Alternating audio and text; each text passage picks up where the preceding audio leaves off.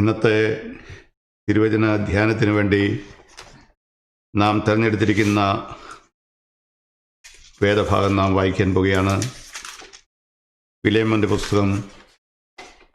അത് അധ്യായങ്ങളായി തിരിച്ചിട്ടില്ല. വേണമെങ്കിൽ 1-ാം അധ്യായം എന്ന് പറയാം. 9 മുതൽ 12 വരെയുള്ള വാക്യങ്ങൾ മോനിഷ നമ്മെ വായിച്ച് കേൾപ്പിക്കും. ആകയാൽ യുക്തമായത് നിന്നോട് കൽപ്പിപ്പാൻ ക്രിസ്തുവിൽ എനിക്ക് വളരെ ധൈര്യമുണ്ടെങ്കിൽ പൗലോസ് എന്ന വയസ്സനും ഇപ്പോൾ ക്രിസ്തുവേശുവിന്റെ ബദ്ധനുമായിരിക്കുന്ന ഈ ഞാൻ സ്നേഹം നിമിത്തം അപേക്ഷിക്കുകയത്രേ ചെയ്യുന്നത്. തടവിലിരിക്കുമ്പോൾ ഞാൻ ജനിപ്പിച്ച എന്റെ മകനായ ഒനേസിമോസിന് വേണ്ടിയാകുന്നു നിന്നോട് അപേക്ഷിക്കുന്നത്. അവൻ മുമ്പേ നിനക്ക് പ്രയോജനമില്ലാത്തവൻ ആയിരുന്നു, ഇപ്പോൾ നിനക്കും എനിക്കും നല്ല പ്രയോജനമുള്ളവൻ തന്നെ. എനിക്ക് പ്രാണപ്രിയനായ അവനെ ഞാൻ മടക്കി അയച്ചിരിക്കുന്നു. For our meditation this morning, let's turn to Philemon, chapter 1, verses 9 to 12.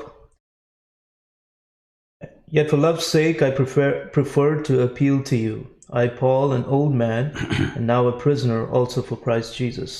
I appeal to you for my child Onesimus, whose father I became in my imprisonment.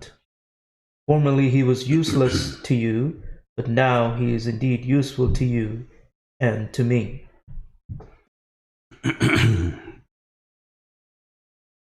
ലോകം കണ്ട ഏറ്റവും വലിയ ക്രിസ്തീയ മിഷണറിയാണ് അപ്പോസ്തലനായ പൗലോസ്.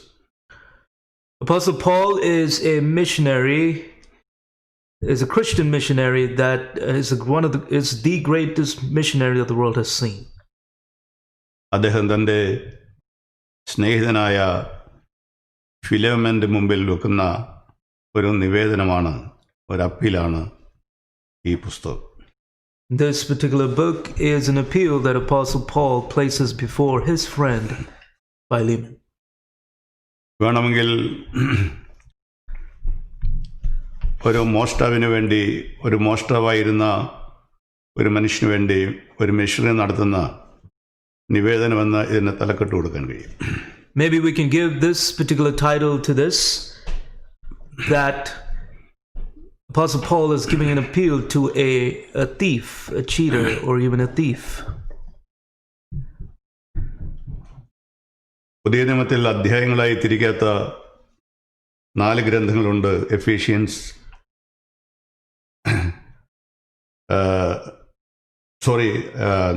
അധ്യായങ്ങളായി തിരിക്കാത്ത 4 ഗ്രന്ഥങ്ങൾ ഉണ്ട്. അത് 2ഉം 3ഉം യോഹന്നാൻ, ഫിലേമോൻ, യൂദ എന്നീ കൊച്ചു ഗ്രന്ഥങ്ങളാണ്. There are books in the New Testament that have not been divided into chapters, and that is 2nd and 3rd John, Philemon and Jude. അത് ചെറു ഗ്രന്ഥങ്ങളായതുകൊണ്ട്, ചെറുലേഖനങ്ങളായതുകൊണ്ട് ഒരു വിധത്തിൽ പാർശ്വവൽക്കരിക്കപ്പെട്ടിട്ടുണ്ട് എന്നെനിക്ക് തോന്നിയിട്ടുണ്ട്, മാർജിനലൈസ് ചെയ്തിട്ടുണ്ട്. Since they're considered to be small letters, brief letters, to a certain extent, I believe they have been marginalized. ഈ വചനം കേൾക്കുന്ന എല്ലാവരും പുതിയ നിയമത്തിലെ ചെറിയ ഗ്രന്ഥങ്ങളായ ഈ ഗ്രന്ഥങ്ങൾ വായിക്കണം. അത് വളരെ ഷോർട്ട് ആൻഡ് സ്വീറ്റ് ആണെന്ന് ആദ്യമേ ഓർപ്പിക്കട്ടെ. Let me remind you this morning and encourage you this morning to read these short letters. Though they are short and sweet. അപ്പോസ്തലനായ പൗലോസിന്റെ ലേഖനങ്ങളിൽ പ്രധാനമായും 4 ലേഖനങ്ങളെ പ്രിസൺ എപ്പിസൽസ് എന്നാണ് അറിയപ്പെടുന്നത്. Ephesians, Philippians, Colossians and ഫൈലമൻ.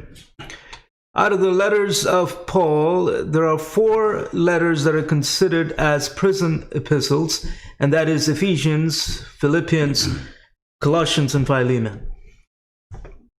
പൗലോസിന്റെ ഏറ്റവും മധുരമായ ലേഖനങ്ങൾ താൻ എഴുതിയിട്ടുള്ളത് കാരാഗൃഹത്തിൽ വെച്ചാണ്.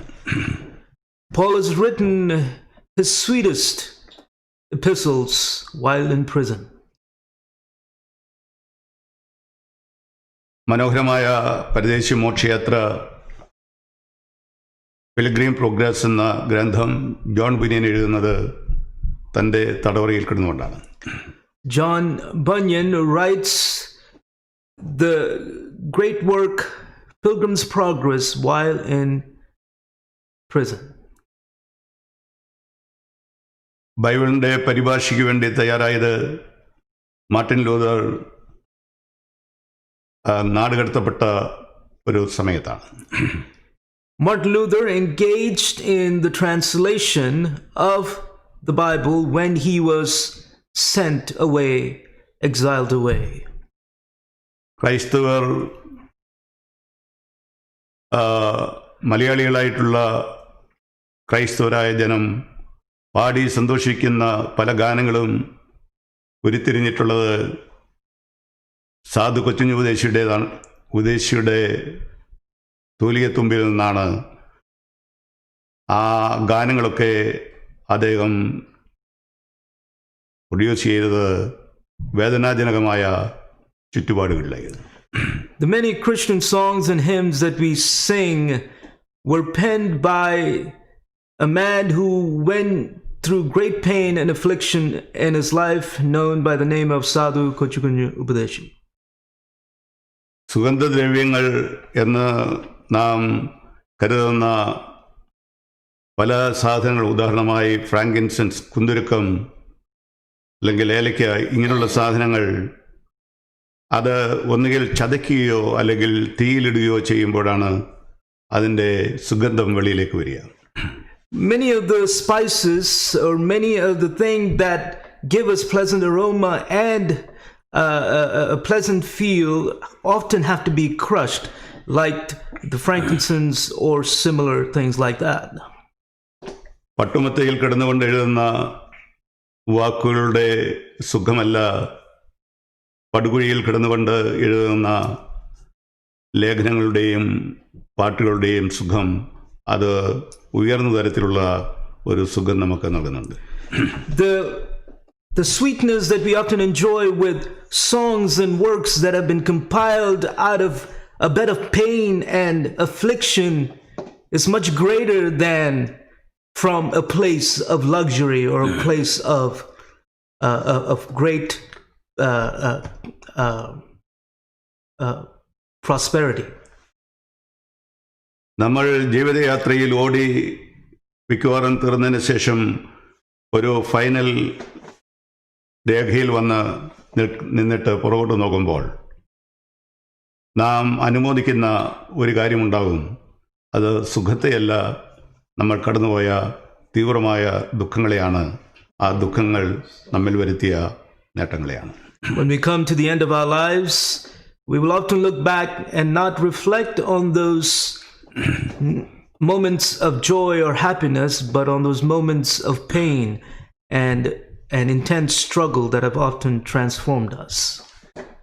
നാം കടന്നു പോകുന്ന ഏത് സാഹചര്യം, ഇന്ന് ഈ ദൈവവചന ശുശ്രൂഷ കേൾക്കുന്ന ആരെങ്കിലും തീവ്രമായ ഏതെങ്കിലും വേദനയിലൂടെ കടന്നു പോകുന്നുണ്ടെങ്കിൽ ആ സാഹചര്യങ്ങൾ നമ്മെ രൂപാന്തരപ്പെടുത്തുന്നു എന്ന് മാത്രമല്ല, നമ്മൾ രൂപാന്തരപ്പെടുന്നതിലൂടെ മറ്റുള്ളവർക്ക് ശാശ്വതമായി നിലനിൽക്കുന്ന ചില സംഭാവനകൾ ചെയ്യാൻ നമ്മെ ശക്തരാക്കുകയും ചെയ്യും.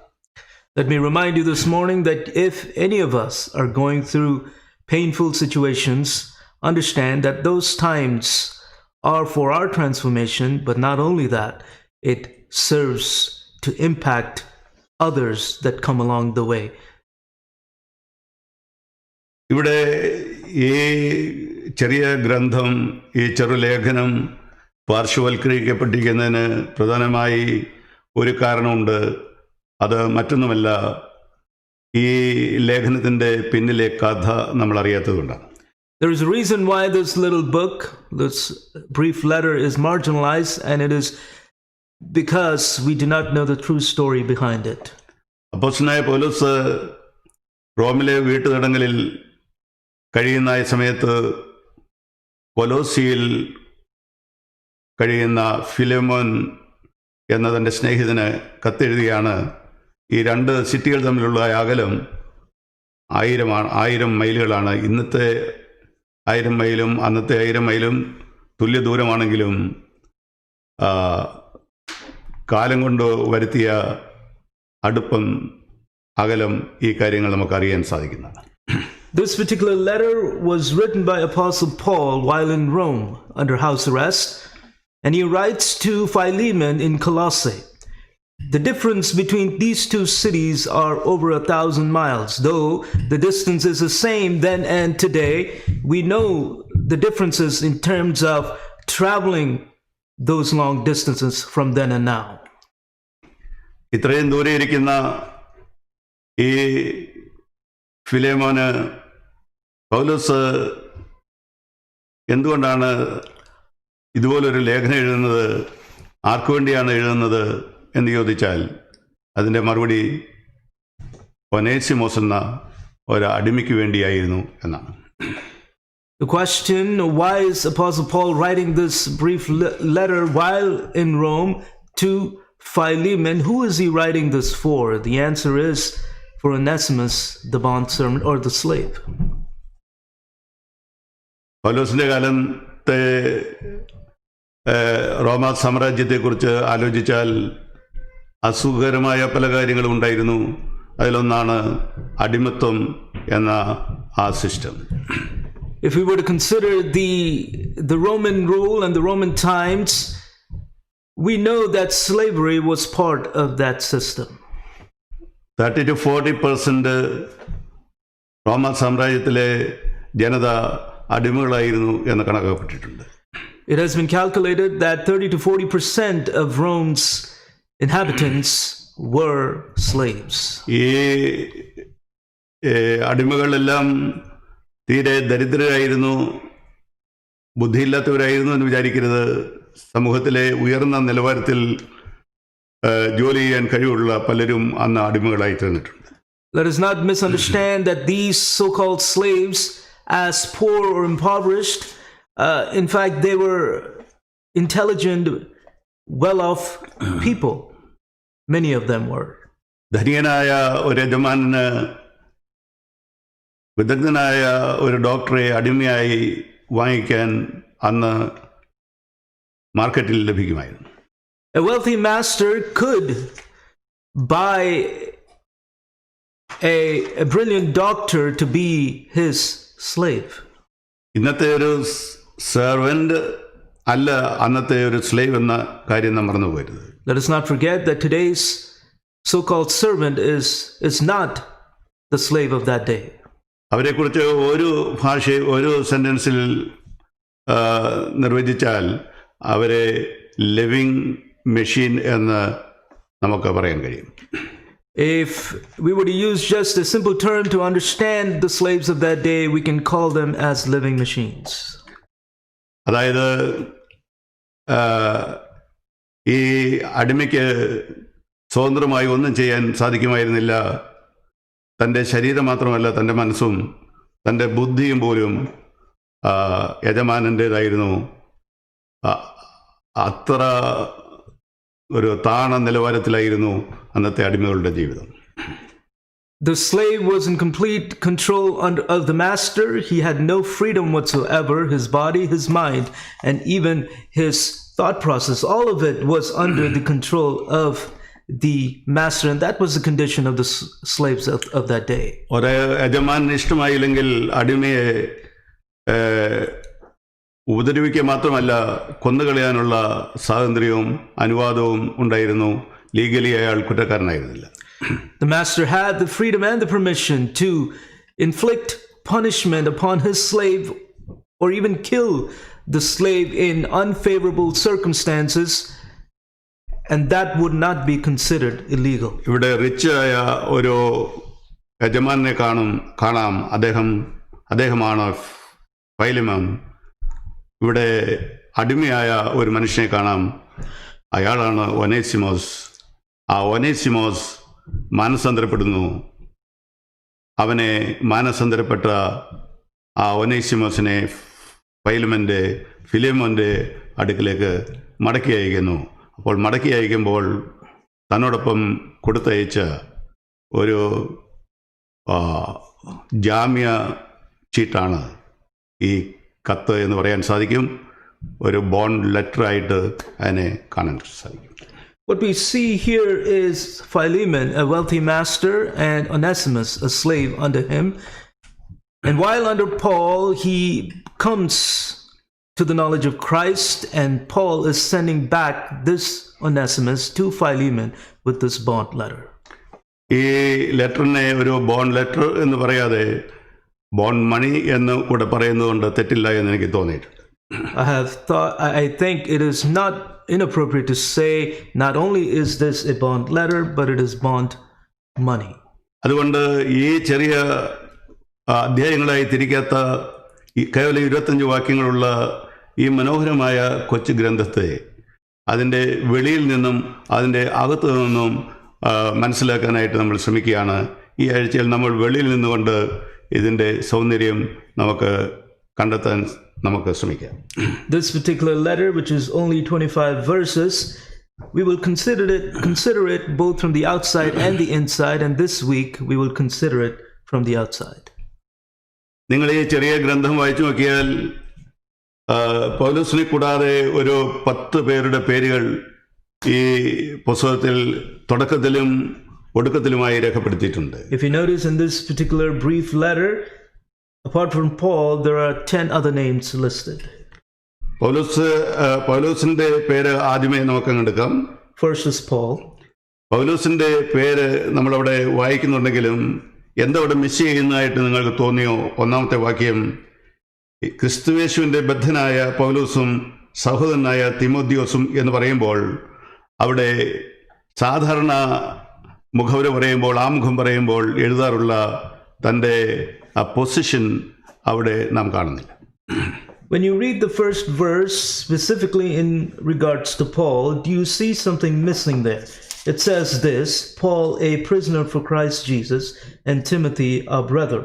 What is missing there is the normal title that he often uses, and that is missing in this particular verse. നേരെ തൊട്ട് പുറയിലായിട്ട് ഉള്ള പേജ് നമ്മൾ തിരിച്ചാൽ തീത്തോസിന് എഴുതിയിരിക്കുന്ന ലേഖനം ആരംഭിക്കുന്നത് കാണാൻ സാധിക്കും. അതിൻ്റെ 3-ാമത്തെ വാക്യത്തിൽ ദൈവത്തിൻ്റെ ദാസനും യേശുക്രിസ്തുവിൻ്റെ അപ്പോസ്തലനുമായ പൗലോസ് എന്ന് രേഖപ്പെടുത്തിയിട്ടുണ്ട്.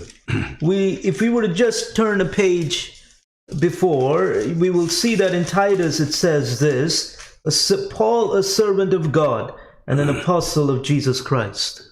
നേരെ 1-2 പേജുകൾ കൂടെ പുറകോട്ട് പോയാൽ നമുക്ക് തിമോഥെയോസിന്റെ 2-ാം ലേഖനം 1-ാം അധ്യായം 1-ാം വാക്യം എടുക്കുക. ക്രിസ്തുയേശുവിലുള്ള ജീവന്റെ വാഗ്ദാന പ്രകാരം ദൈവേഷ്ടത്താൽ ക്രിസ്തുയേശുവിന്റെ അപ്പോസ്തലനായ പൗലോസ് എന്ന് അവിടെ സ്വയം പരിചയപ്പെടുത്തുന്നത് നമുക്ക് കാണാം. Go a couple more pages backward to 2 Timothy chapter 1 verse 1. Paul, an apostle of Christ Jesus, by the will of God, according to the promise of the life that is in Christ Jesus. He introduces himself that way. തൻ്റെ സ്ഥാനം ഇവിടെ ഓർപ്പിക്കാതെ ഈ ലേഖനം ആരംഭിക്കുകയാണ്. This particular letter, Philemon, begins without him communicating his title. തനിക്കതൊരു പദവിയാണ് ക്രിസ്തുവിൻ്റെ അപ്പോസ്തലൻ എന്ന് പറയുന്നത്. പക്ഷേ ആ പദവി താൻ ഇവിടെ ഉപയോഗിക്കുന്നില്ല. പകരം എന്താണ് ഉപയോഗിച്ചിരിക്കുന്നത് കൂടെ ശ്രദ്ധിക്കുക. ക്രിസ്തുയേശുവിൻ്റെ ബദ്ധൻ, പ്രിസണർ എന്നാണ് പറഞ്ഞിരിക്കുന്നത്. His title is a privilege. He considers that a privilege, a blessing, an honor.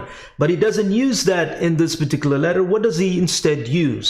He says, a prisoner for Christ Jesus. അതിനേക്കാൾ താൻ ഇഷ്ടപ്പെടുന്ന ഒരു പദവിയാണ് ക്രിസ്തുവിൻ്റെ പ്രിസണർ, ബദ്ധൻ എന്ന് പറയുന്നത്.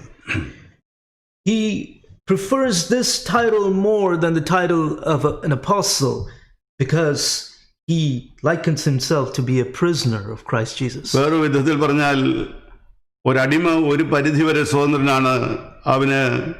അവൻ്റെ ചുറ്റും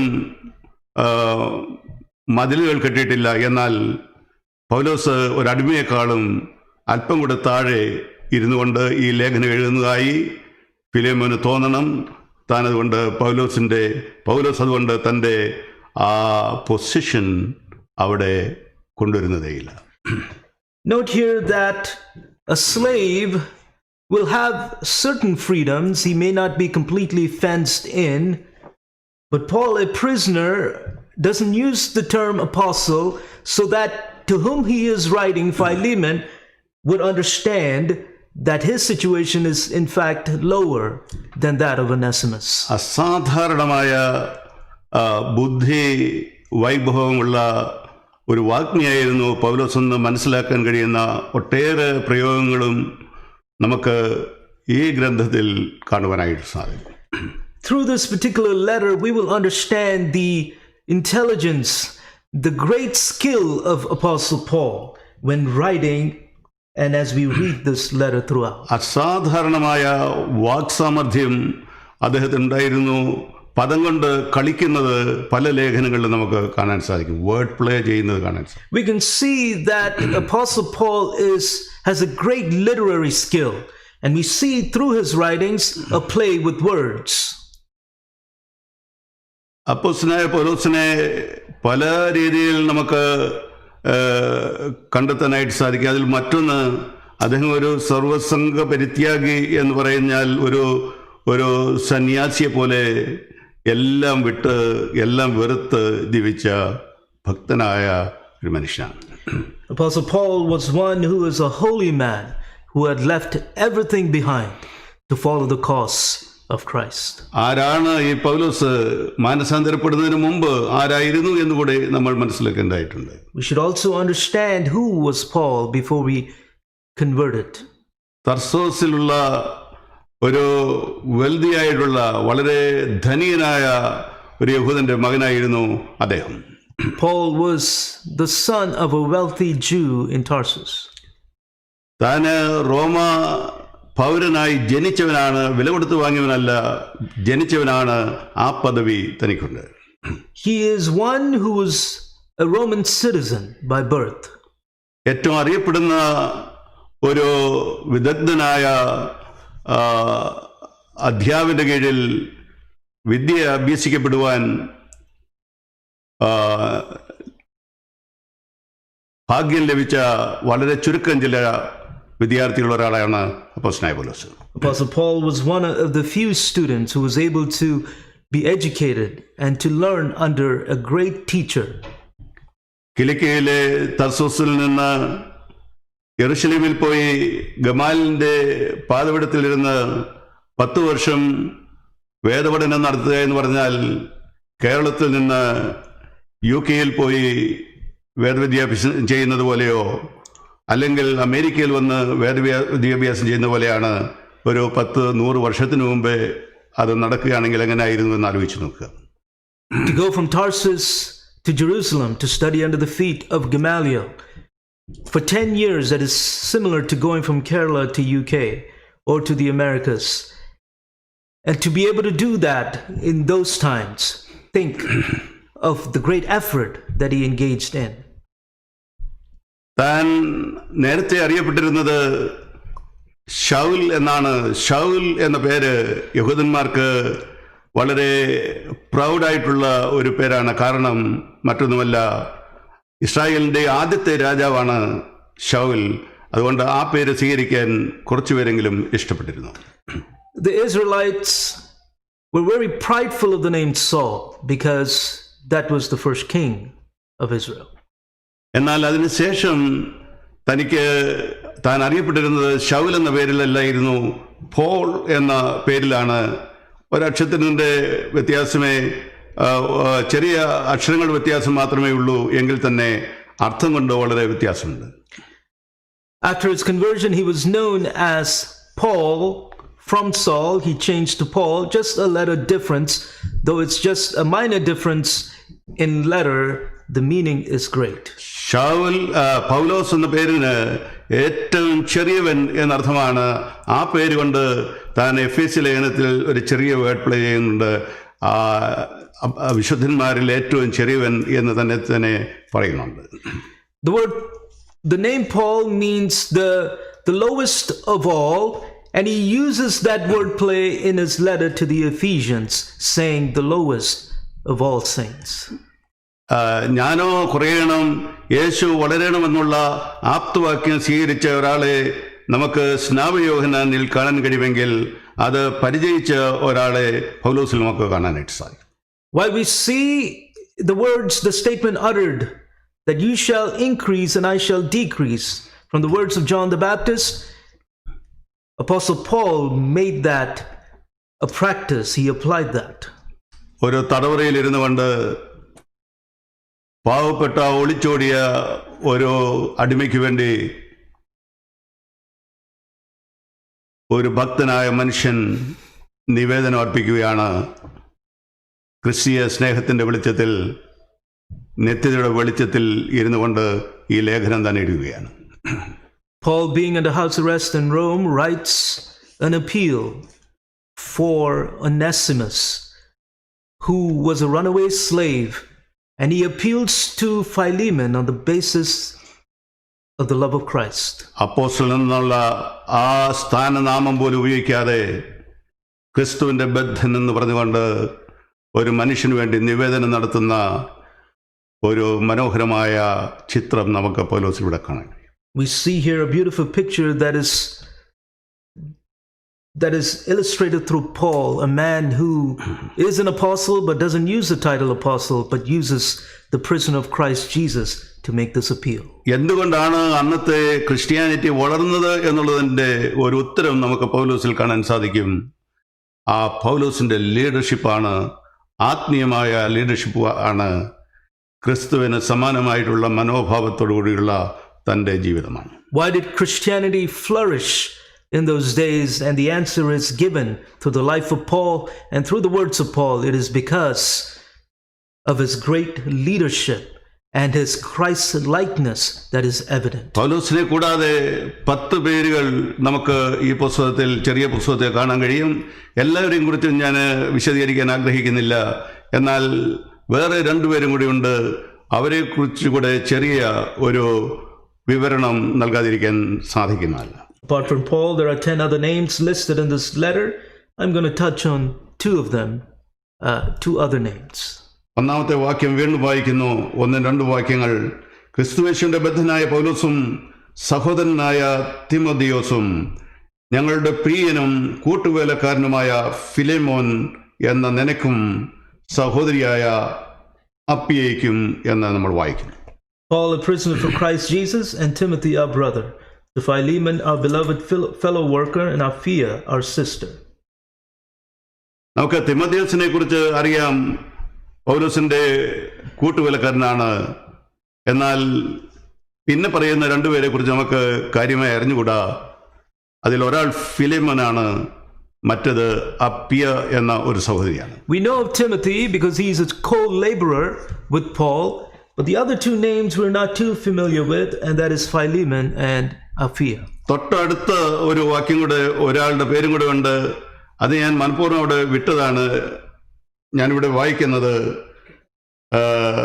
ഞങ്ങളുടെ സഹപഠനായ അർക്കിപ്പോസിനും എന്നാണ് നാം വായിക്കുന്നത്. There's another name that I didn't note before, and that is Archippus, our fellow soldier. ഈ 3 പേർ ആരാണ് എന്ന് ആലോചിച്ചിട്ടുണ്ടോ? ഈ 3 പേരിൽ ആദ്യത്തെയാൾ ഫിലിമോനാണ്, രണ്ടാമത്തേത് സഹോദരി അപ്പിയാണ്. ആരായിരിക്കാം ഈ അപ്പിയ? വേദ വിദ്യാർത്ഥികൾ എല്ലാവരും 100% ഒരുപോലെ എഗ്രി ചെയ്യുന്ന ഒരു കാര്യമുണ്ട്. ഈ അപ്പിയ മറ്റാരുമല്ല, ഫൈലമോന്റെ വൈഫാണ്. We see these 2 names, Philemon and Apphia. Timothy also noted as a brother, as a co-laborer in Christ with Paul. But who is Apphia? The scholars unanimously agree that it is Philemon's wife. ലേഖനങ്ങളിൽ പൊതുവെ സഹോദരിമാരുടെ പേര് അധികം ലഭിച്ചിട്ടില്ല. ലഭിച്ചിട്ടുണ്ടെങ്കിൽ തന്നെ തുടക്കത്തിൽ എന്ന് നമുക്ക് കാണാൻ സാധിക്കുന്നില്ല. In the letters, we rarely see the name of women, and if not that, it is very rare to see that at the very beginning of a letter. വളരെ റെയർ കേസിൽ ഏറ്റവും ഒടുവിലത്തെ അധ്യായത്തിൽ, ഏറ്റവും ഒടുവിലത്തെ ലിസ്റ്റിലൊക്കെയാണ് അവരെയൊക്കെ നമ്മൾ വായിക്കാറുള്ളത്. എന്നാൽ ഇവിടെ ഇതാ ഒരു സഹോദരിയെ തുടക്കത്തിൽ ആദ്യ ലിസ്റ്റിൽ തന്നെ 4-5 പേരുടെ പേരുകൾ അവിടെ നാം വായിക്കുമ്പോൾ അതിൽ ഒരാളായി അപ്പിയ വന്നിരിക്കുകയാണ്. Often the names of women are listed towards the end of letters, very end verses, last verses, but here we see a name of a woman at the very first couple of verses. സഹോദരിയായ അപ്പിയ ഇതിൻ്റെ ആമുഖത്തിലുണ്ട്. എന്നാൽ അർക്കിപ്പോസ് ആരാണ്? അതിനെക്കുറിച്ച് ഇവിടെ പറഞ്ഞിരിക്കുന്നത് പൗലോസ് തന്നെ പറയാണ്, ഞങ്ങളുടെ സഹപഠനാണ്. അതാരായിരിക്കാം എന്ന് നമുക്ക് തിട്ടമായി പറയാൻ സാധിക്കില്ല. എന്നാൽ രണ്ട് ചിന്തകളുണ്ട്. ഒന്ന്, ഫൈലമോന്റെയും അപ്പിയായുടെയും മകനായിരിക്കാം, അല്ലെങ്കിൽ ആ സ്ഥലത്തെ ചർച്ചിലെ പാസ്റ്ററായിരിക്കാനുള്ള സാധ്യതയാണ്. So here we see Apphia, our sister, who is Philemon's wife, noted in the introduction of the letter, but who is Archippus? There are two lines of thought. One is that it could be Philemon and Appia's son, or it could be the pastor of the local church. ഞാൻ രണ്ടാമത്തെ ചിന്തയാണ് നമ്മളുടെ ചിന്തയ്ക്കായി സ്വീകരിക്കുന്നത്. അദ്ദേഹം ആ സ്ഥലത്തെ സഭയുടെ ഒരു ഇൻട്രീം പാസ്റ്ററായിരുന്നു എന്ന് വിചാരിക്കാൻ സാധിക്കും. I'm going to adopt the second thought concerning Archippus, and that is this, that Archippus was an interim pastor of the church. ഈ രണ്ടാമത്തേത് സ്വീകരിക്കാൻ ഒരു കാരണമുണ്ട്. ആ കാരണം മറ്റൊന്നുമല്ല, ഈ ചർച്ചിന്റെ പാസ്റ്ററായി കരുതപ്പെടുന്നത് എപ്പഫ്രാസ് എന്ന് പറയുന്ന ഒരാളാണ്. അത് ഈ പുസ്തകം വായിച്ചു വരുമ്പോൾ നമുക്ക് ലഭിക്കും ആ പേര്, എപ്പഫ്രാസ്. അദ്ദേഹം ആ ചർച്ചിന്റെ സീനിയർ മിനിസ്റ്ററാണ്. എന്നാൽ ഈ എപ്പഫ്രാസ് ഒരു കാര്യം ചെയ്തു. അതെന്താണെന്നും കൂടെ ഞാൻ പിന്നാലെ പറയുന്ന. The reason why I'm adopting this thought is because you will note as you read that Epaphras was considered to be the pastor or the senior minister of the church. അന്ന് കാരാഗൃഹത്തിലേക്ക് അടയ്ക്കപ്പെടുന്നതായ ഒരു ജയിലിൽ കിടക്കുന്ന ഒരു പ്രിസണർക്ക് കഴിവുണ്ടെങ്കിൽ, ധനമുണ്ടെങ്കിൽ ഒരു സെർവന്റിനെയോ ഒന്നിലധികം സെർവന്റിനെ തൻ്റെ കൂടെ നിർത്താൻ സാധിക്കുന്നതാണ്. In those days, a prisoner could have one or two slaves next to him. പ്രത്യേകിച്ച് വാടക വീട്ടിലാണ് പൗലോസ് ജയിലായി കണ്ട് അവിടെ താമസിക്കാനുള്ള അനുവാദമാണ് പൗലോസിന് ലഭിച്ചിരിക്കുന്നത്. Paul has been permitted to be under house arrest in a rented home. So അങ്ങനെ ഒരു ഹൗസ് അറസ്റ്റിൽ ഇരിക്കുന്ന ഒരാൾക്ക് മറ്റ് സെർവൻസിനെ, സഹായികളെ വെക്കാനായിട്ട് സാധിക്കും. So being under house arrest, he can put other servants to help. ഈ എപ്പഫ്രാസ് എന്ന് പറയുന്ന ഈ ഫിലേമോന്റെ ലോക്കൽ സഭയിലെ പാസ്റ്റർ ഇപ്പോൾ റോമിൽ പൗലോസിന്റെ അടുക്കൽ 1000 മൈൽ യാത്ര ചെയ്ത് വന്നിരിക്കുകയാണ്. എന്തിനു വേണ്ടി ആയിരിക്കാം അദ്ദേഹം വന്നിരിക്കുന്നത്? Epaphras, who's considered to be the pastor of this local church, he has come traveling 1000 miles to be with Paul. Why is he there? ഇവിടെ അത് വിശദീകരിക്കുന്നതിന് മുമ്പ് മറ്റൊരു കാര്യം കൂടെ പറയട്ടെ. ഈ ഫിലേമോൻ കൊലോസ്യക്കാരനാണ്. കൊലോസയിലാണ് തൻ്റെ വീട്. Before I elaborate on that, understand that Philemon is from Colossae. That's where his home is. ഇനിയും വേറൊരു കാര്യം കൂടെ തൊട്ട് താഴെ പറഞ്ഞിട്ടുണ്ട്, നിന്റെ വീട്ടിലെ സഭയ്ക്കും എഴുതുന്നത് എന്നാണ് അവിടെ പറഞ്ഞിരിക്കുന്നത്. We read next that this is written to the church in your house. അപ്പോൾ തൻ്റെ ഭാര്യ തന്നോടുകൂടെ സേവനത്തിലുണ്ട്. തൻ്റെ വീട് സഭയ്ക്ക് വേണ്ടി വേർതിരിച്ചിരിക്കുകയാണ്. കൊലോസിലെ സഭ സമ്മേളിച്ചിരുന്നത് ഒരു ആലയത്തിലായിരുന്നില്ല. കാരണം 1, 2, 3 നൂറ്റാണ്ടുകളിൽ ക്രൈസ്തവ സഭയ്ക്ക് ആലയങ്ങളെ ഉണ്ടായിരുന്നില്ല. ഇവിടെ ഇവർ ആരാധിച്ചു വന്നത് ഈ ഫൈലമന്റെ വീട്ടിലാണ്. We will note here that Apphia was closely ministering or helping along with Philemon, and also note that the church met in his home. In the first couple of centuries of the Christian church, there were no temples, a place of worship per se. They met in houses. ദേഹി ആത്മാവിനെ സമർപ്പിച്ച ഒരു ഫിലേമോനെ നമുക്കിവിടെ കാണാൻ സാധിക്കും. അദ്ദേഹത്തോടൊപ്പം ക്രിസ്തുവിന് വേണ്ടിയും സഭയ്ക്ക് വേണ്ടിയും ജീവിതം സമർപ്പിച്ച ഒരു ഭാര്യയെ നമുക്കിവിടെ അപ്പിയയെ കാണാൻ സാധിക്കും. ഇവരെ രണ്ടുപേരെയും കൂടെ നമ്മൾ എടുത്താൽ അവരുടെ ലോക്കൽ ചർച്ചിന് വേണ്ടി അവരുടെ വീട് തുറന്നു കൊടുത്തിരിക്കുന്ന ഒരു ആദരണീയരായിട്ടുള്ള കുടുംബത്തെയും കാണാൻ കഴിയും. We see Philemon, who was given of his body, soul, and spirit to the kingdom. And not only that, his wife, Apphia, helping and supporting the ministry there. And on top of that, giving of their home as the church, for the church to meet. Think about this honorable family. ഇത് sacrificial ആയിട്ടുള്ളതായ ഒരു സറണ്ടറൻസ് എന്നല്ലാതെ മറ്റെന്താണ് നമുക്ക് പറയാൻ കഴിയും? What can we say of this family other than that they are sacrificial and surrender? ഒരാഴ്ചയിൽ ഒരു meeting നമ്മളുടെ മീറ്റിംഗ് വീടുകളിൽ നടത്തുമ്പോൾ അതിന്റെ പരിധികളും പരിമിതികളും ബുദ്ധിമുട്ടുകളും നമുക്കറിയാം. എന്നാൽ ആഴ്ചതോറും ഒന്നിലധികം മീറ്റിങ്ങുകൾ ഒരു സഭ നടത്തേണ്ടി വരുമ്പോൾ അവരുടെ വീട് അതിനുവേണ്ടി തുറന്നു കൊടുക്കുക എന്ന് പറഞ്ഞാൽ അത്ര നിസ്സാരമായ ഒരു കാര്യമല്ല.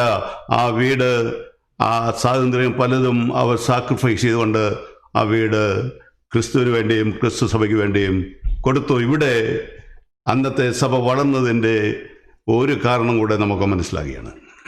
Think about the inconvenience that we often feel by holding one meeting in our home. But here is a family who has devoted their home consistently, regularly, every week for multiple meetings. Think about the sacrifice that they have, that they engage in on a daily basis. Not only that, the reason for the cause of Christianity to flourish is another. That's the other reason. ഇന്നത്തെ ക്രൈസ്തവരുമായിട്ടുള്ള ഒരു താരതമ്യം നോക്കിയാൽ ഇന്നത്തെ ക്രൈസ്തവരായ നാം ഹൃദയം മാത്രം ദൈവത്തിന് കൊടുത്തേച്ച് ബാക്കിയെല്ലാം എൻ്റെതാണെന്ന് പറയുന്നവരാണ്. Compare it with today's Christians who have given of their hearts to Christ, but everything else belongs to me. കർത്താവിന് എൻ്റെ ഹൃദയം കൊടുത്തു, എന്നാൽ ദേഹം ബാക്കിയുള്ള എൻ്റെ വീട് ഇതെല്ലാം എൻ്റെതാണ് എന്ന് നമ്മൾ അവകാശപ്പെടുക. I have given my heart to Christ, but everything else, my body, my possessions, everything else that I have, it's mine. അങ്ങനെ പറയുന്നവർ ഹൃദയം കൊടുത്തു എന്ന് പറയുന്നത് വെറുതെ സാധാരണ ഭാഷയിൽ പറഞ്ഞ ചുമ്മാ പറയുകയാണ്. If you say such things, if you believe such things, in fact, it nullifies the fact that you even gave your heart to Christ. നമ്മളെ സമ്പൂർണ്ണമായി കർത്താവിനായി കൊടുക്കുന്നില്ലെങ്കിൽ ഒന്നും കൊടുത്തില്ലെന്നാണ് അതിൻ്റെ അർത്ഥം. If we haven't given completely of ourselves to Christ, in fact, we have given nothing. ഇവിടെ ഇതാ എല്ലാം sacrifice ചെയ്ത ഒരു ലീഡറെ നമുക്ക് കാണാൻ സാധിക്കും. എല്ലാം ക്രിസ്തുവിന് വേണ്ടിയും സഭയ്ക്ക് വേണ്ടിയും സാക്രിഫൈസ് ചെയ്തിരിക്കുന്ന ഒരു ഫാമിലിയെ കാണാൻ സാധിക്കും. അങ്ങനെ രണ്ടുപേരുണ്ടെങ്കിൽ ഇന്നും 1-ാം നൂറ്റാണ്ടിൽ ഇതുപോലെ സഭ വളരും എന്നുള്ളത് അവിതർക്കിതമായ ഒരു സംഗതിയാണ്. 100% ഗ്യാരണ്ടീഡ് ആയിട്ടുള്ളതായ കാര്യമാണ്. Think about this man, Philemon, a great leader who has sacrificed himself for the cause of Christ. And not only that, he devotes his family, his home, for the cause of the kingdom of Christ. If we were to adopt that today, even today, Christianity and the church would grow.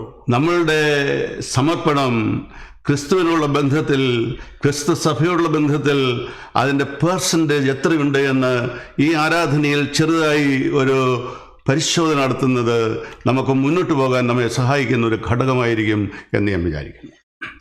I do believe that if we make a close examination of our lives and our practices in terms of our sacrifice and our devotion and our giving up for the cause of Christ, I believe it will help us in our journey forward. നിശ്ചയമായിട്ടും ഫിലിമോനും അപ്പിയയും ആ നാട്ടിലെ കൊലോസിയിലെ ധനികരായ ഒരു family ആയിരിക്കാൻ വളരെയേറെ സാധ്യതയാണ്. ആ മനുഷ്യൻ്റെ വീട്ടിൽ ആരാധനയ്ക്കായി കൂടുമ്പോൾ ആ ചർച്ചിന് നേതൃത്വം കൊടുക്കുന്നവനാണ് ഈ പറഞ്ഞ എപ്പഫ്രാസ്. ആ എപ്പഫ്രാസ് ആ ശുശ്രൂഷ വിട്ടിട്ട് ഇപ്പോൾ റോമിലേക്ക് പോയിരിക്കുന്നു. എന്തിന്? സ്വമേധയ പൗലോസിൻ്റെ ഒരു servant ആയിരിക്കേണ്ടതിന്. Here we can understand there is a very good possibility that Philemon and Apphia is a family that is very wealthy and well off. They have given of themselves and everything that they have, and it is of this church that Epaphras is the pastor, and now he has gone to Paul voluntarily. ഞാൻ എന്തുകൊണ്ടാണ് ഈ കാര്യങ്ങൾ വിവരിക്കുന്നതെന്ന് ചോദിച്ചാൽ, ഈ കൊച്ചു പുസ്തകം മനസ്സിലാക്കണമെങ്കിൽ ഈ കാര്യങ്ങൾ മനസ്സിലാക്കാതെ നമുക്ക് ഒട്ടുമേ മനസ്സിലാകുകയില്ല, അർത്ഥവും മനസ്സിലാകുകയില്ല. ഇത് മാർജിനലൈസ് ചെയ്യപ്പെട്ടു പോകും. അതുകൊണ്ട് ഞാൻ വിശദീകരിക്കുകയാണ്. ആ ചർച്ചിൻ്റെ പാസ്റ്റർ ഇപ്പോൾ ഒരു മിഷണറിയുടെ സ്വമേധയ വേലക്കാരനായി അദ്ദേഹത്തെ സഹായിക്കാൻ, അസിസ്റ്റ് ചെയ്യാനായിട്ട് റോമിൽ ചെന്നിരിക്കുകയാണ്. Why am I giving you all of these details? It's so that we understand the depth and the value of this book and we do not marginalize it. Here is Epaphras, the pastor of this local church, going to Apostle Paul voluntarily to be an assistant to Paul. അപ്പോൾ അദ്ദേഹം പോയ സ്ഥലത്തേക്ക് ഒരു interim പാസ്റ്ററായിട്ട് മുന്നോട്ട് വന്ന ആളാണ്, അല്ലെങ്കിൽ നിയമിക്കപ്പെട്ട ആളാണ് അർക്കിപ്പോസ് എന്ന് പറഞ്ഞാൽ അതിൻ്റെ അകത്ത് കുറേ ന്യായമുണ്ട് എന്ന് ഞാൻ വിചാരിക്കുകയാണ്. അപ്പോൾ ഒരു താൽക്കാലിക ആ പൊസിഷനിൽ ഇരിക്കുന്നയാളാണ് അർക്കിപ്പോസ്. ഈ എപ്പഫ്രാസിന് പകരമായി സബ്സ്റ്റിറ്റ്യൂട്ട് ആണ് അദ്ദേഹം. It is reasonable to think then that as Epaphras has gone on to be with Paul, who is the pastor of the local church there, Archippus is now the interim pastor of the church. ഞാൻ ഇനിയും ഒനേസിമസിനെ രംഗത്തേക്ക് കൊണ്ടുവരാനായിട്ട് ആഗ്രഹിക്കുകയാണ്. ഈ ഒനേസിമസിനെ കുറിച്ച് 10ാമത്തെ വാക്യത്തിൽ പറഞ്ഞിരിക്കുന്ന വാക്യം ശ്രദ്ധയിലേക്ക് കൊണ്ടുവരുന്നു. തടവിൽ ഞാൻ ഇരിക്കുമ്പോൾ ജനിപ്പിച്ച എൻ്റെ മകനായ ഒനേസിമോസിന് വേണ്ടിയാകുന്നു ഞാൻ നിന്നോട് കൽപ്പിക്കുന്നത് എന്ന്. Now let me bring Onesimus to the scene. Verse 10 says this: I appeal to you for my child Onesimus, whose father I became in my imprisonment. എന്ന് മാത്രമല്ല 9ാം വാക്യത്തിൽ പറഞ്ഞിരിക്കുന്ന ഒരു കാര്യം കൂടെ ശ്രദ്ധിച്ചു നോക്കുക. ക്രിസ്തുവിൽ എനിക്ക് വളരെ ധൈര്യമുണ്ടെങ്കിലും പൗലോസ് എന്ന വയസ്സനും ഇപ്പോൾ ക്രിസ്തുയേശുവിന്റെ ബദ്ധനുമായിരിക്കുന്ന ഞാൻ എന്ന് ഇവിടെ പറഞ്ഞിരിക്കണം. Let me also read verse 8 and 9. Though I'm bold enough in Christ to command you to do what is required, yet for love's sake I prefer to appeal to you, I Paul, an old man and now a prisoner also for ഇവിടെ Christ. പൗലോസ് തന്നെ പറഞ്ഞിരിക്കുന്നത് ഒരു വയസ്സെന്നാണ്. എത്രയാണ് പ്രായം എന്ന് പറഞ്ഞിട്ടില്ല, എന്നാൽ around 60 ആയിരിക്കും എന്നാണ് വേദവിദ്യാർത്ഥികൾ അഭിപ്രായപ്പെടുന്നത്. Here Paul says that he's an old man, doesn't say his age, but Bible scholars believe that he's around 60. കിലിക്കിയിലെ തർസോസിന്റെ സ്ട്രീറ്റിലൂടെ പൗലോസ് കളിച്ചു നടക്കുമ്പോൾ യേശുക്രിസ്തു നസ്രത്തിലെ സ്ട്രീറ്റുകളിലൂടെ കളിച്ചു നടന്നിരുന്നു എന്ന് ഫലിതരുവേണ ചില എഴുത്തുകാർ എഴുതിയിട്ടുണ്ട്. There are certain writers who do believe or have written this way that while Paul was playing on the streets of Tarsus, Jesus was playing in the streets of അതായത് രണ്ടുപേരും ഒരേ കാലത്ത് ജീവിച്ചവരാണ് എന്നർത്ഥം.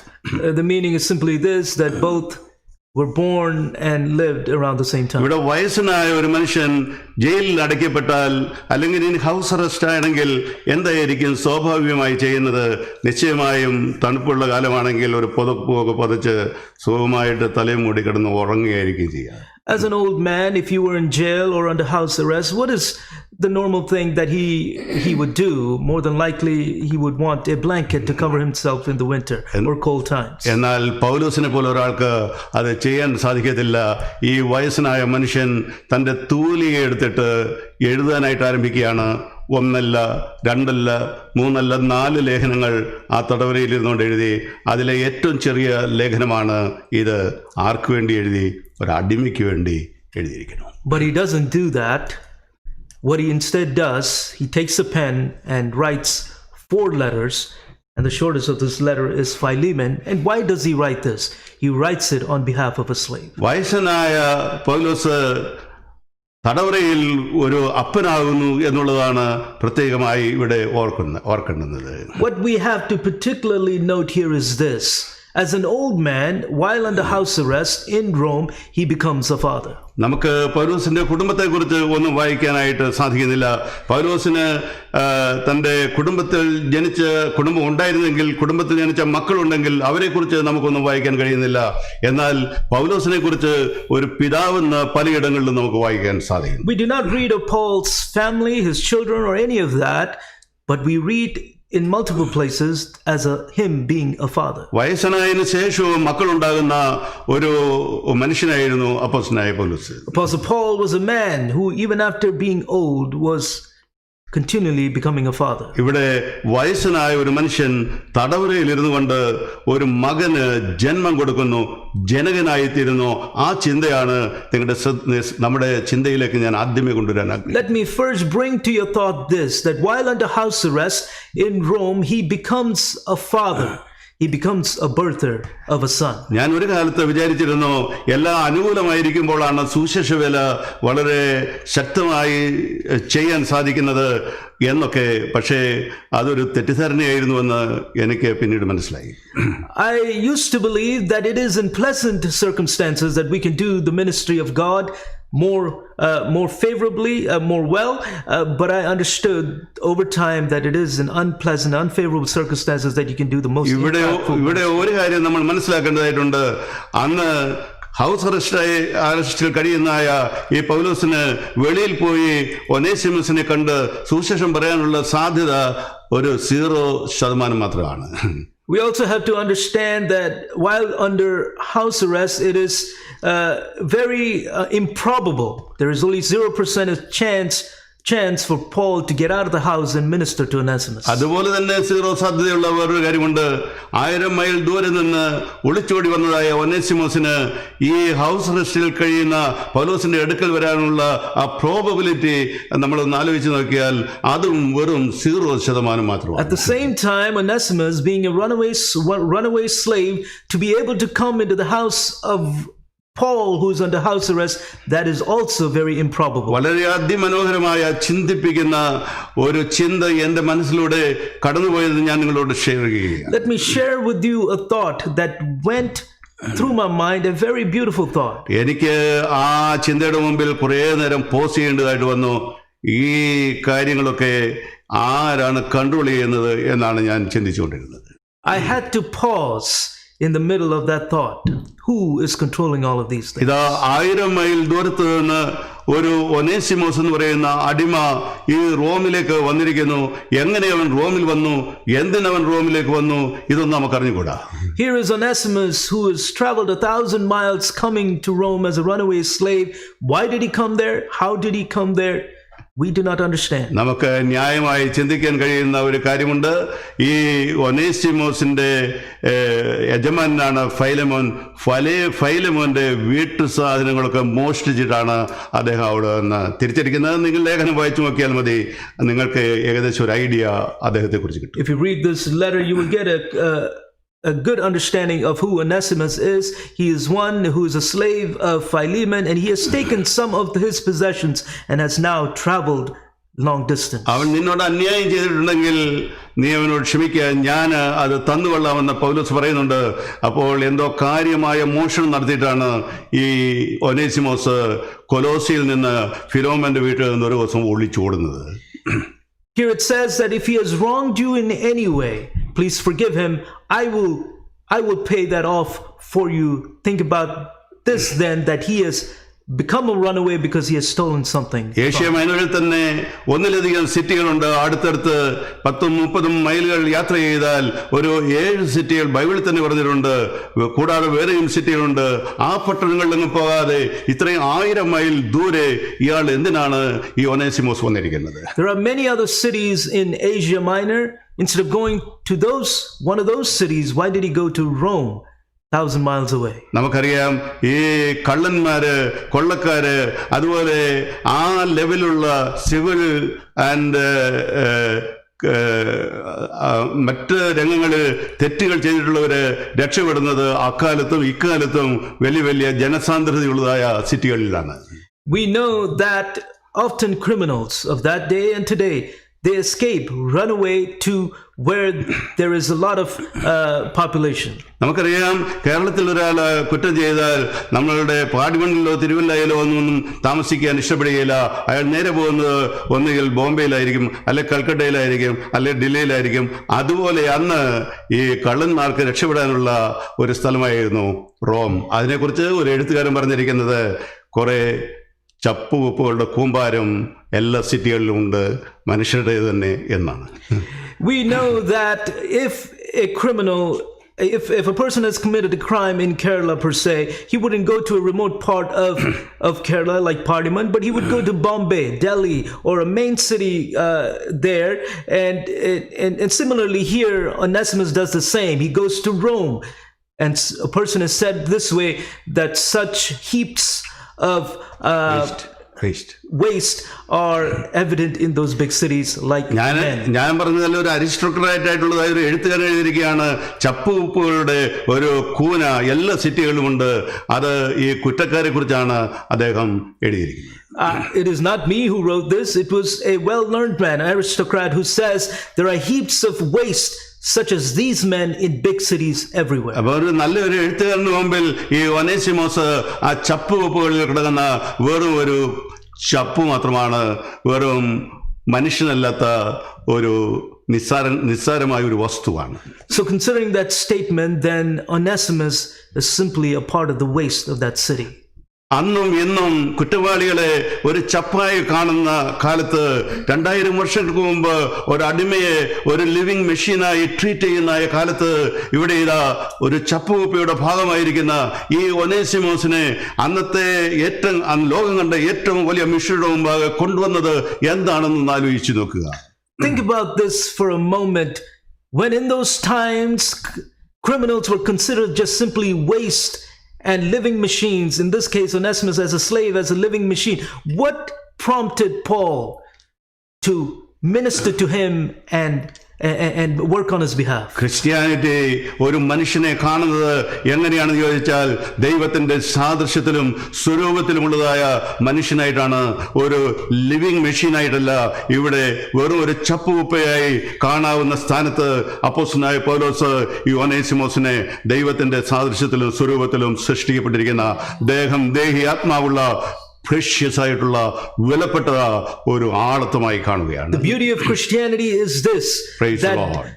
we don't look at individuals as simply waste or living machines. In fact, Christianity looks at every individual as one who is born of God in the image of God, and as a result we work with every individual. ലോകത്തിലെ ചില മതങ്ങളെങ്കിലും കൊല്ലാനും ചാകാനും വേണ്ടി സമർപ്പിക്കപ്പെട്ടവരാണെങ്കിൽ ഇവിടെ ഇതാ ജീവിതങ്ങളുടെ വില മൂല്യം മനസ്സിലാക്കുന്ന ഒരു വിശ്വാസത്തെ നമുക്കിവിടെ കാണാൻ സാധിക്കും. അത് മറ്റൊന്നുമല്ല, ക്രൈസ്തവ വിശ്വാസമാണ്. ദൈവത്തിന്റെ സാദൃശ്യത്തിലും സ്വരൂപത്തിലും സൃഷ്ടിക്കപ്പെട്ട വ്യക്തിയാണ്. നമ്മുടെ ഇടത്തും വലത്തും മുമ്പിലും പുറകിലും കാണുന്ന ഓരോ വ്യക്തികളും എന്നുള്ളതായ ആ മനോഹരമായ ചിത്രം നമുക്ക് നൽകുകയാണ്. എത്ര മനോഹരമാണ്! ദൈവത്തിന്റെ നാമം വാഴ്ത്തപ്പെടുമാറാകട്ടെ. While there are religions all around us that will kill and will do anything, will kill and be killed themselves, but here we see a faith, a walk of life, a Christianity Hallelujah. that considers every life valuable and with dignity.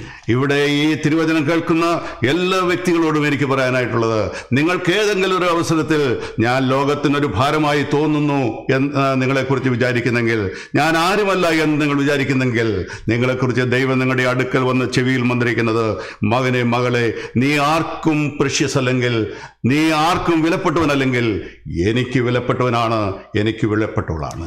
If any of us this morning feel as though we're not valuable in any way to this world, to anyone, understand that God comes to you this morning and whispers in your ear saying that you are very much valuable and precious to me. ചപ്പുകുപ്പയിലെ ഒരു സിറ്റിയിൽ ഉയർന്നു കിടക്കുന്ന ചപ്പുകുപ്പയിലെ ഒരു മാലിന്യമായി കണക്കാക്കാവുന്നതായ ഒരു മനുഷ്യനെ ഇതാ ഈ പൗലോസിന്റെ അടുക്കലേക്ക് കൊണ്ടുവരുന്നു.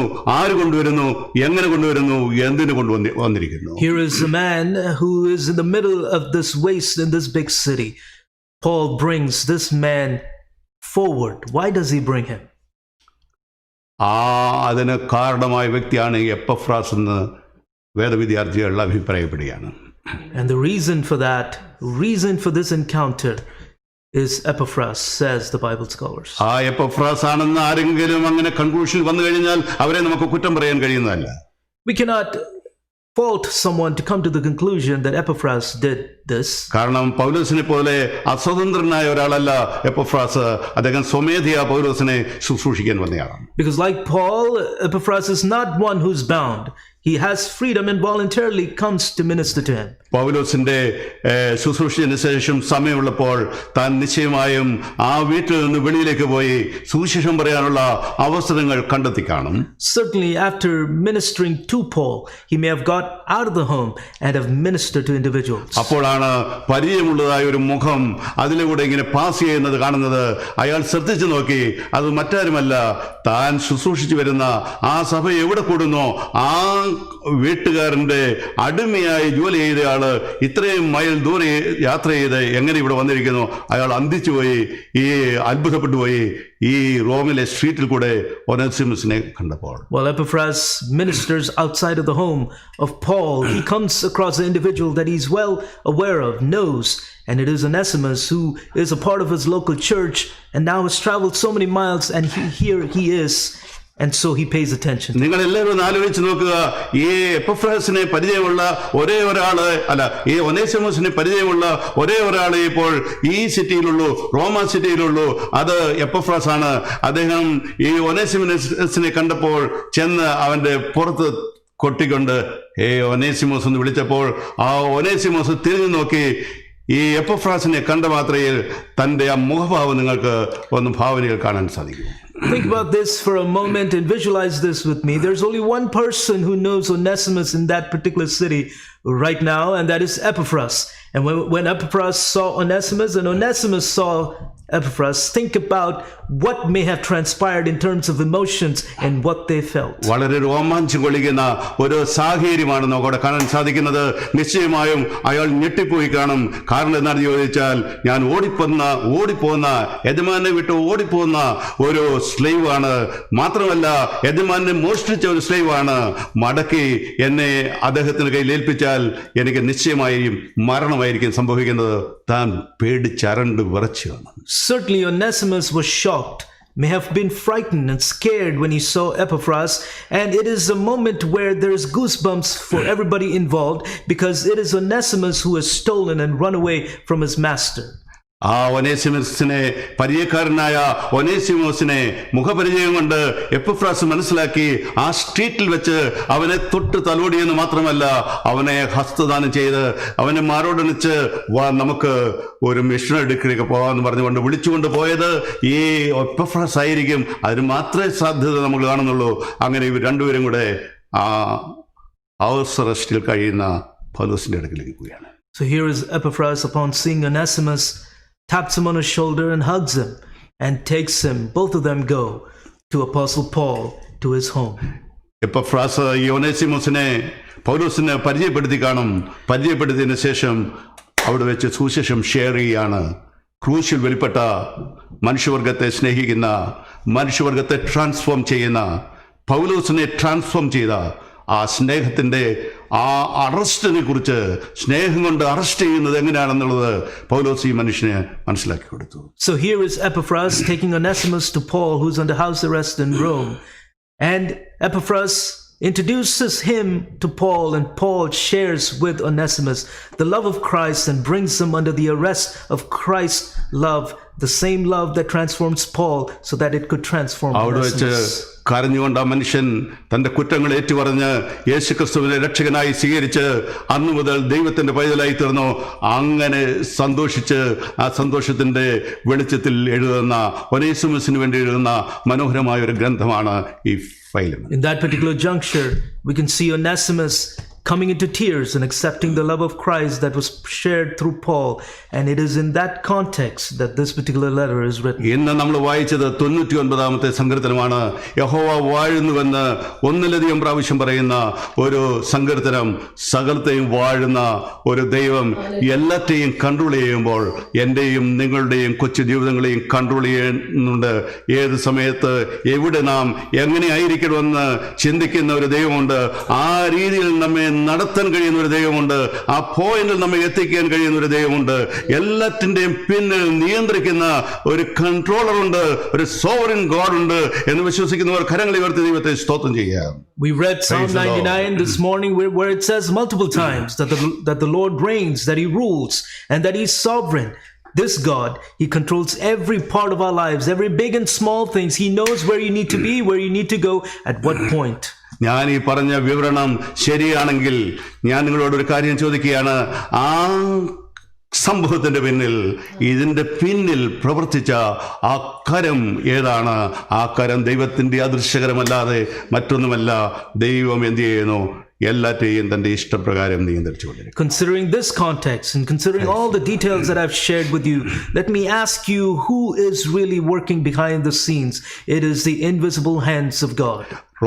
റോമാലേഖനം 8-ാം അധ്യായത്തിൻ്റെ 28-ാമത്തെ വാക്യം കൂടെ ഞാനിവിടെ ഉദ്ധരിക്കുകയാണ്.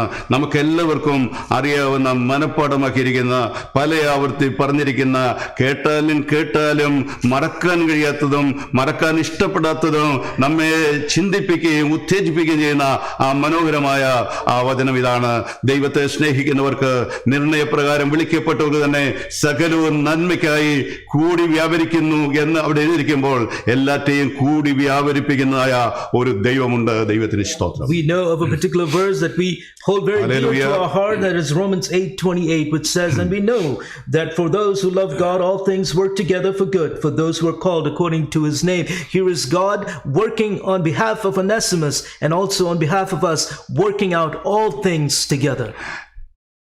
തർശീശിലേക്ക് യാത്ര ചെയ്യുന്ന യോന യാത്ര ചെയ്യുന്ന കപ്പലിനെയും കപ്പലിൽ നിന്ന് യോനായെ വെള്ളത്തിൽ എറിഞ്ഞു കഴിയുമ്പോൾ ആ സമുദ്രത്തിലൂടെ യാത്ര ചെയ്യുന്ന തിമിംഗലത്തെയും ഒക്കെ നിയന്ത്രിക്കുന്ന ഒരു ദൈവം ഉണ്ടെങ്കിൽ കൊലോസിയിൽ നിന്ന് ഒളിച്ചോടിയതായ ആ ഒനേസിമോസിനെയും തന്നെ പൗലോസിനെ ശുശ്രൂഷിക്കാൻ വന്നതായ എപ്പഫ്രാസിനെയും അതുപോലെ ആ ഹൗസ് അറസ്റ്റിൽ കഴിയുന്ന പൗലോസിനെയും എല്ലാം കാണുകയും തൻ്റെ കരങ്ങളാൽ നിയന്ത്രിക്കുകയും ചെയ്യുന്ന ഒരു ദൈവമുണ്ട്. ആ ദൈവമാണ് ഈ ഒനേസിമോസിന്റെ ജനനത്തിന് കാരണമായി തീർന്നത്. The same God who dictated the things that happened to Jonah in terms of Tarshish, in terms of the fish, in terms of the ship, and everything surrounding his life and journey, the same God is dictating and controlling all the things that are happening to Onesimus, through Epaphras, through Paul. The same God, he's controlling ഇവിടെ all രണ്ടു മൂന്ന് things. കാര്യങ്ങൾ നമ്മളുടെ അറിയാതെ ഈ ചിത്രത്തിന് മുമ്പിൽ, ഈ കഥയുടെ മനോഹരമായ വെളിപ്പാടിന് മുമ്പിൽ നമ്മൾ ചിന്തിക്കേണ്ടി വരും. മനുഷ്യനെ മനുഷ്യനായി കാണുന്ന ഒരു ദൈവമുണ്ട്. ദൈവത്തിന് സ്തോത്രം. There are 2 or 3 things that we have to particularly note here. Praise the Lord. Number one is this, that there is a God who sees man as man. മനുഷ്യനെ മൃഗമായി കാണാത്ത, മനുഷ്യനെ മെഷീനായി കാണാത്ത, മനുഷ്യനെ ദൈവ സാദൃശ്യത്തിലും സ്വരൂപത്തിലും കാണുന്ന ഒരു മതമുണ്ട്. അങ്ങനെ ഒരു മതമുണ്ടെങ്കിൽ അത് ക്രിസ്തീയ മതമാണ്. God doesn't look at any man as a machine, Hallelujah. as an animal. If there is any faith that looks at man with the due dignity, and that due dignity, it is Christianity. Colour കൊണ്ടോ class കൊണ്ടോ ഭേദപ്പെടുത്താതെ എല്ലാവരെയും ഒരുപോലെ മനുഷ്യനായി കാണുന്ന ദൈവത്തിന്റെ മുമ്പിലാണ്, അവന്റെ റെപ്രസെന്റേറ്റീവായിട്ടാണ് നമ്മൾ ജീവിക്കുന്നത്. നമ്മുടെ ചുറ്റുപാടുള്ളതായ മനുഷ്യരെ അവരുടെ കളർ കൊണ്ടും ഭാഷ കൊണ്ടും ക്ലാസ്സായി അവരെ വിഭജിക്കാതെ അവരെ മനുഷ്യരായി കണ്ട് ദൈവത്തിന്റെ സ്നേഹം പങ്കിടുവാൻ ദൈവം ഈ ദിവസങ്ങളിൽ നമ്മെ സഹായിക്കട്ടെ എന്ന് പ്രാർത്ഥിക്കുന്നു. We are representatives of God who does not differentiate between class, color, race, or any other social constructs. And so we, as representatives of God, ought to do the same with every individual around us. രണ്ടാമതായി നമ്മൾ ചിന്തിക്കുന്നത് എല്ലാറ്റെയും നിയന്ത്രിക്കുന്ന ഒരു ദൈവമുണ്ട്. ഈ പ്രപഞ്ചത്തെ മനോഹരമായ കണ്ണെത്താത്ത ദൂരത്തിൽ കിടക്കുന്ന ഈ പ്രപഞ്ചത്തെ, നമ്മുടെ മസ്തിഷ്കത്തിനകത്ത് ഉൾക്കൊള്ളാൻ കഴിയാത്ത ഈ പ്രപഞ്ചത്തെ നിയന്ത്രിക്കുന്ന ഒരു ചക്രവർത്തിയായി സിംഹാസനത്തിൽ ഇരുന്നുകൊണ്ട് നിയന്ത്രിക്കുന്ന ആ വലിയ ദൈവം ഈ തിരക്കിനിടയിൽ എന്നെയും നിങ്ങളെയും മറക്കുന്നില്ല. എന്റെയും നിങ്ങളുടെയും കൊച്ചു ജീവിതങ്ങളുടെ steering പിടിക്കുന്നവനാണ്.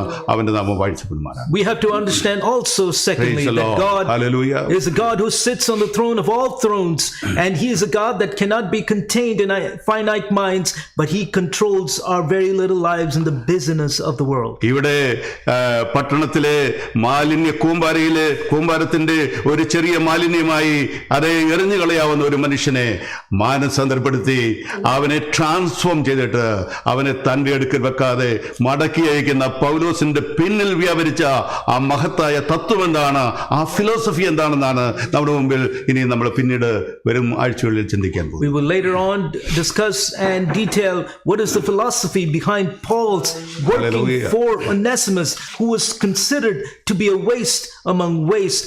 What is it that gave him the prompting to deal with this so-called waste? അവനെ പൗലോസിന് വേണമെങ്കിൽ അവനെ കൊലോസിയയിലേക്ക് അയക്കാതെ, ഫൈലമന്റെ വീട്ടിലേക്ക് അയക്കാതെ മറ്റെന്ത് മാർഗവും സ്വീകരിക്കാമായിരുന്നു.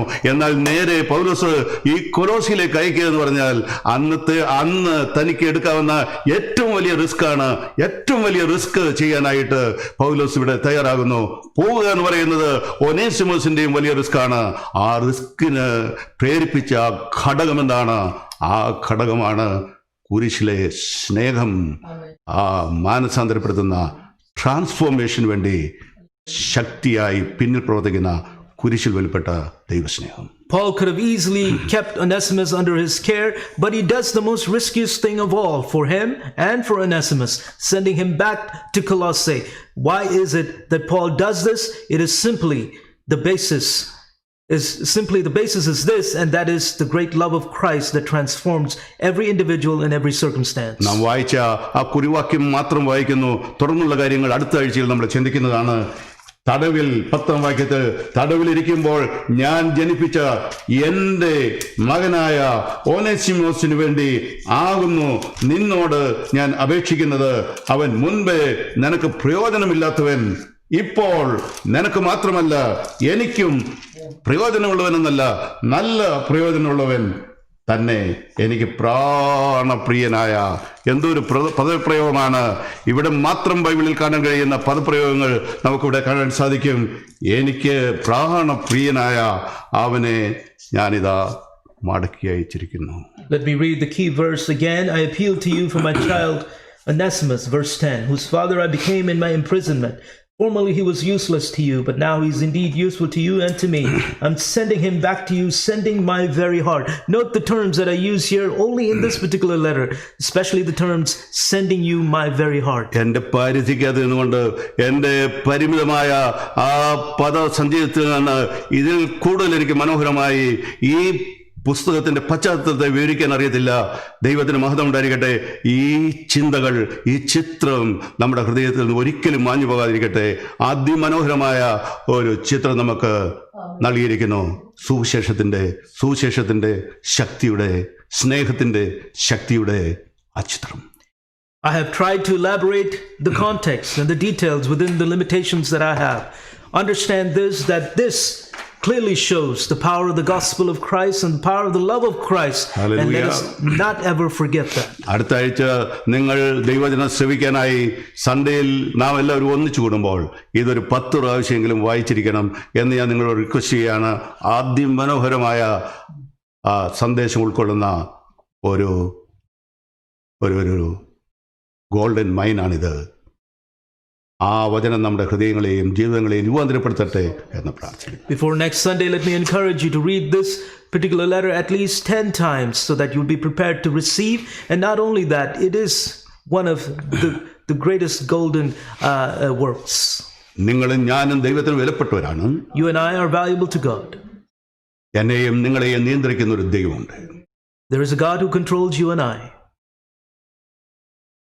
എന്നെയും നിങ്ങളെയും രൂപാന്തരപ്പെടുത്തുന്ന സമൂലമായ റാഡിക്കൽ ചേഞ്ചിലേക്ക്, ട്രാൻസ്ഫോർമേഷനിലേക്ക് കൊണ്ടുവരുന്ന ഒരു ദൈവമുണ്ട്. ആ ദൈവത്തിൻ്റെ രൂപാന്തരപ്പെടുത്തുന്ന സ്നേഹത്തിൻ്റെ ആ മാസ്മരികമായ ശക്തിക്കകത്ത് നമ്മയും അവനിങ്ങനെ രൂപാന്തരപ്പെടുത്തിക്കൊണ്ടിരിക്കട്ടെ. അതിന് ദൈവം സഹായിക്കട്ടെ എന്ന് പ്രാർത്ഥിക്കുന്നു. There is a God who can radically transform any one of us, and let us submit to that radical transformation that is only through Christ, and may God enable us to do that. സ്വർഗ്ഗസ്ഥ പിതാവേ, Father God, തിരുസന്നിധിയിലേക്ക് ഞങ്ങൾ കടന്നു we വരുന്നു. come to your presence. ഞങ്ങളും ആ ഒനേസിമോസിനെ പോലെയായിരുന്നു. We were like Onesimus. ഞങ്ങളെ അവിടുന്ന് തേടിയതുകൊണ്ട് സ്തോത്രം. Thank you for seeking us. ഞങ്ങളെ വിലപ്പെട്ടവരായി കണ്ടതുകൊണ്ട് സ്തോത്രം. Thank you for considering us valuable. ഞങ്ങളുടെ ജീവിതത്തിന്റെ സ്റ്റിയറിംഗ് അവിടുന്ന് പിടിച്ചിരിക്കുന്നുണ്ട് സ്തോത്രം. Thank you for holding the steering of our lives. ഞങ്ങളെ ട്രാൻസ്ഫോം ചെയ്യുന്നുണ്ട് സ്തോത്രം. Thank you for transforming us. രൂപാന്തരപ്പെടുത്തുന്ന സുവിശേഷത്തിന്റെ ശക്തിയെ പ്രഘോഷിക്കേണ്ടതിന്, ഷെയർ ചെയ്യേണ്ടതിന്, പങ്കിടേണ്ടതിന് ഞങ്ങളെ ഇത് സമർപ്പിക്കുക. Lord, we submit ourselves to share the gospel of Christ, which is powerful and transformative. ഞങ്ങളുടെ ജീവിതം തന്നെ ഒരു സന്ദേശമായി തീരട്ടെ. Let our lives be the message of God. പ്രാർത്ഥന കേട്ടുകൊണ്ട് സ്തോത്രം. Thank you for hearing our prayers. യേശു മൂലം പ്രാർത്ഥിക്കുന്നു, കേൾക്കണം. In Jesus' name I pray.